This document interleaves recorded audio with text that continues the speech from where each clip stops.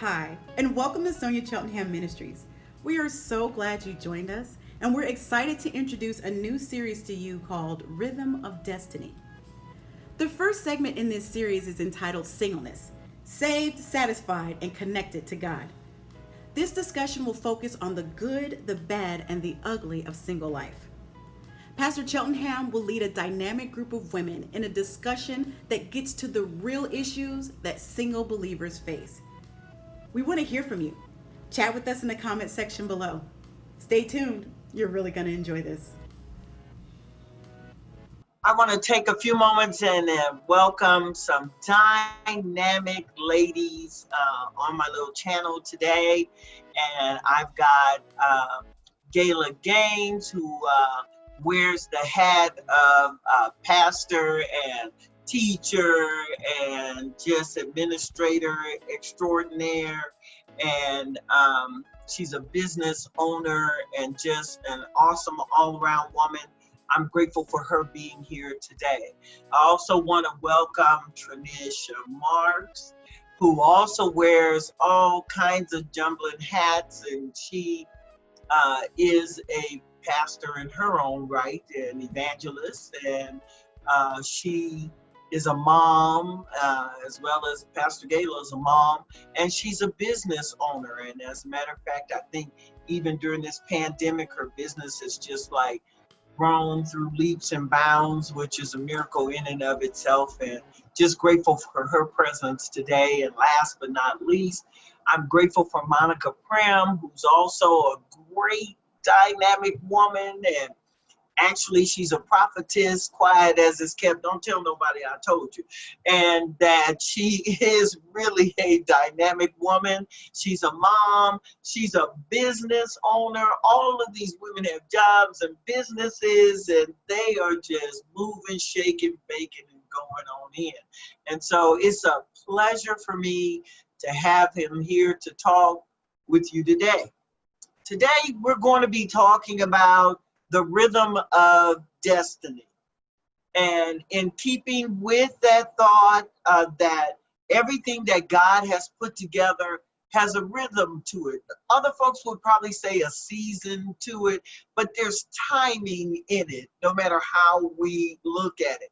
The thing about it is that even though we were created in his image, we always have choice. So either we can walk to the beat of God's drum, or we can choose to walk away from it like the prodigal son. And we can walk to the beat of our own drum and decide our own destiny. And as single women who are holding it down on their own corner, I want to talk with them and pull out of them as much as I can about that rhythm of their life, the good times, the high times where it seemed like they couldn't hear the beat, and what was going on with them. So you're in for a great ride today, and you're going to hear some awesome things from these girls, I'd like to call them, and to see how did they make it this far.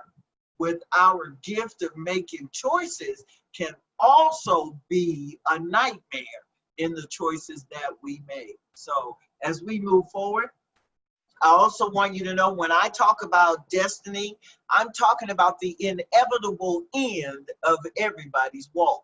And all of us have one, whether you're walking with God or you choose not to walk with God, you still have a destiny end. The difference is, according to Jeremiah 29 and 11, that we have an expected destiny in. In other words, the ticket's been punched and he's waiting on us to get there, as long as we walk it out the way that he has designed for us. And again, I already talked about rhythm. We know that everything God created has rhythm. It has a rhythmic beat. It has a timing to it. If we look at the seasons, if we look at the tides, if we look at rotations, if we look at the birth of a child, all of it comes in waves, seasons, timing, and a rhythm. And so as we talk about that, hopefully you'll be able to find where you are, and you'll be able to come beyond the beat that you're struggling with at this time in your life. So ladies, as you hear the subject or the title of the Rhythm of Destiny, as a single woman who loves the Lord, what comes to your mind? What did you think when you heard that? For me, I think I often wonder if I missed God's timing. And I say that because I remember graduating from high school, and there was a young man that I was dating at the time, amazing man, and he went off to the military. And when he came back from boot camp, he had purchased me a promise ring. And in my immaturity and youngness, I was a little nervous and I wasn't quite ready. I wouldn't even wear the ring. I put it in my mom's jewelry box. Like, that's how silly I was. And shortly thereafter, at 18, I found myself pregnant with my first child. And then by 25 with the second. And as a result of having children early, I intentionally remained single so that men wouldn't be in and out of my children's lives, or I wouldn't have that testimony of them raping my daughter or anything like that. And now moving forward, fast forwarding, I am 48, I'll be 49 in about 3 months or so. And I wonder if my life had been different had I made the choice early on. And so now I wait. All right, thank you for that. And the other two of you all, what did you think about when you heard that subject, the rhythm of destiny? I think for me, I found myself single, screaming single. Like, what do you mean I'm single? At the, I met and married my high school sweetheart, found him, been knowing him since I was 12 years old. Found one day, 20 years later, after we built this wonderful marriage, adopted 4 children, birthed 2 biological children. Life was, wonderful. I'm traveling the world. I'm, opening up brand new doors. I'm working in ministry. Everything is great. And then one day he wakes up and he never speaks to me again. So I'm finding myself single in the middle of being married. So I'm like, okay, well, maybe he's gonna go to sleep and wake up normal again. Maybe, so 1 week turned into 2 weeks, 2 weeks turned into a year turned into 6 years. And so I found myself struggling and single now with 6 children that I didn't plan for. I didn't plan for any of this. We made a decision. I know I heard God, because my desire was to go and become a child psychologist. And the Lord told me, nope, this is not what you're going to do. You're going to marry him. He even showed me the kids, everything. So I found myself sometimes in trying to find a rhythm of God. Sometimes we find ourselves in uncertainty. And when we're in uncertainty, I found myself questioning whether I heard from God. Was this God?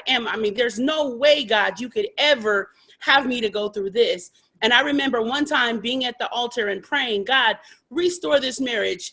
You're not the God of confusion, and I don't understand what's happening. He said, honey, I'm not confused. And he said,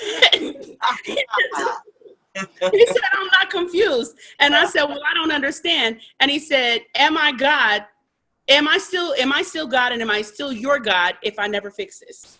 Wow. And that's the day I knew that it wasn't going to be fixed. And then he said, well, you served me without him. So I found myself finding a rhythm after being with someone since the age of 12.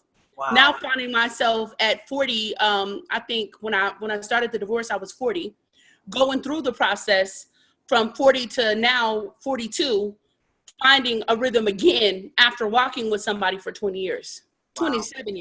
27. Wow. Awesome. Monica?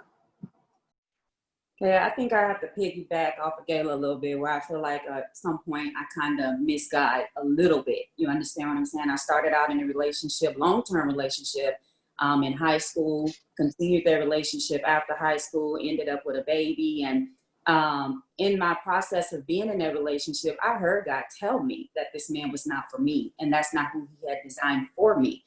And because you want to be loved and you don't want to be in the process of going through the loneliness. You find yourself holding on to something that God never intended for you to have.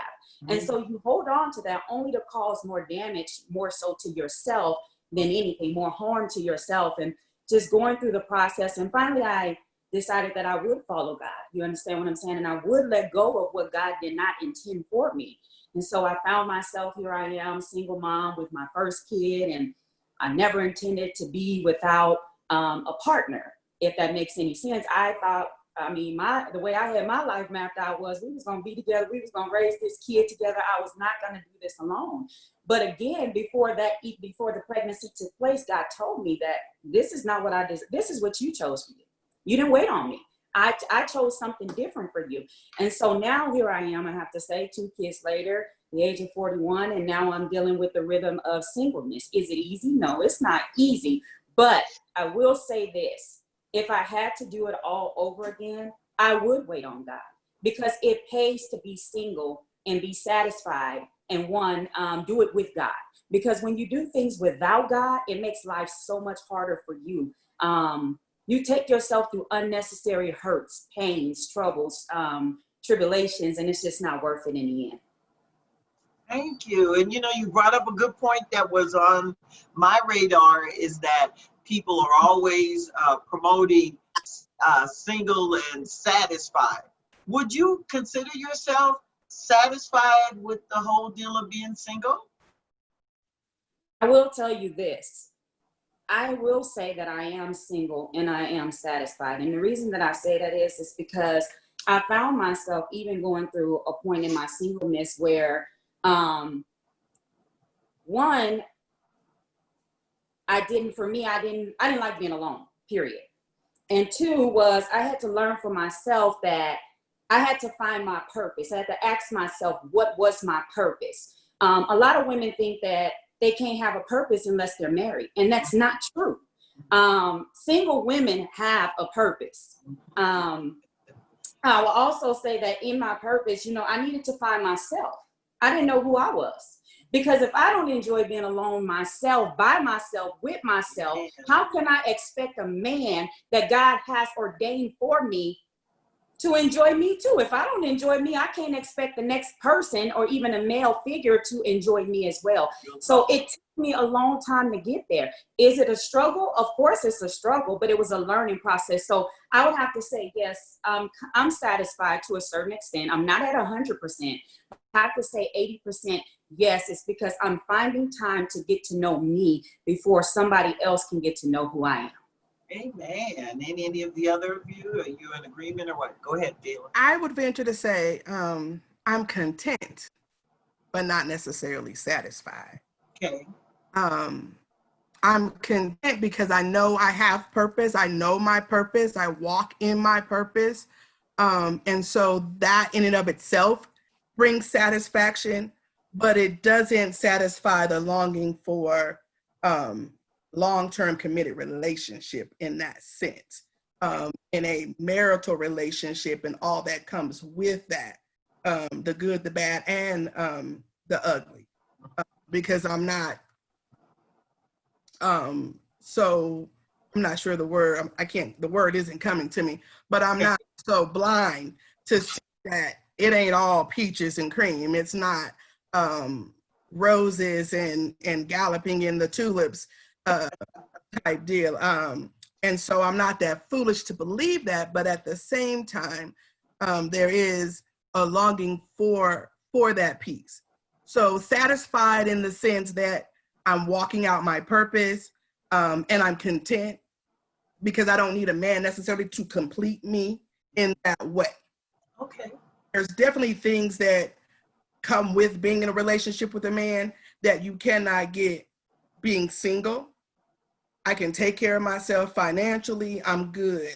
I can walk out my purpose and my relationship with God, I'm good. But that other side is a full desire for. Okay. That makes sense. Everybody good with that? Okay, so let's dig around that tree a little while. How do you, because all of you are saved and have a relationship with God. So that means there's some boundaries, I don't want to say rules or whatever, but there's some boundaries placed on living day to day as a saved single female. How do you handle the natural proclivities of wanting to be with somebody? And as Monica said, everybody want to be hugged. And all of you have had children. So how do you deal with the urges of needing somebody to hold you? You saved. So you can't like drive to the strip and find Joe Blow and, you know, and just go on with it, or like some counterfeit people do, go and have a quickie somewhere and then come back and it's Jesus all day long. What do you do with those feelings? Because God gave them to you. Like, what do you do with them? You're single, you're by yourself, and there isn't a flesh next to you. How do you handle it? Now that's rough. Let's just say that's rough. But as the old people used to say, he'll keep you when you don't want to be kept. That's good. Okay. Anybody else?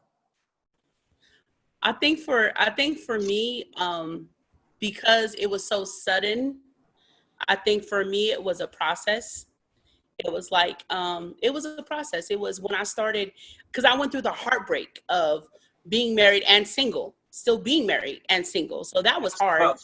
You know, that was rough. Sleeping next to a man that, you know, and I wasn't enjoying the benefits of being married, wasn't enjoying conversation, wasn't enjoying anything.